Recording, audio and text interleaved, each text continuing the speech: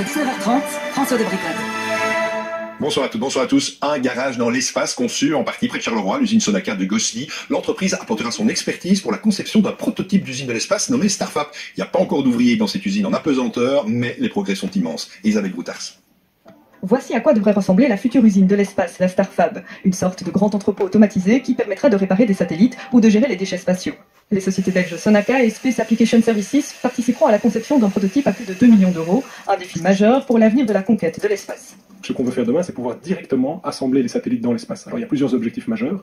Le premier, c'est pouvoir réparer ou recycler tous les satellites qui sont déjà en vol. Le deuxième, c'est pouvoir récupérer et recycler les débris spatiaux, donc vraiment les objectifs de développement durable. Et le troisième, ce serait pouvoir développer une usine de production d'énergie dans l'espace, en fait un énorme champ de panneaux photovoltaïques dans l'espace. Une première maquette devrait voir le jour d'ici 2 ans et demi, un projet financé par la Commission européenne qui représente un véritable challenge. C'est un entrepôt sans gravité, donc tout flotte.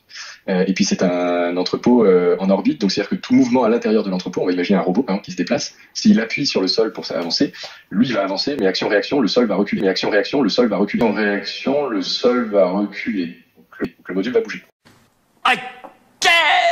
Et dans cet espace infini, il faudra également définir la position de cette usine en fonction de son utilité. Si on veut créer une usine solaire dans l'espace, on va être sur des orbites éloignées pour capter un maximum de soleil. Si on veut au contraire réparer ou recycler des satellites, on va se retrouver dans les orbites basses, là où il y a un maximum de satellites.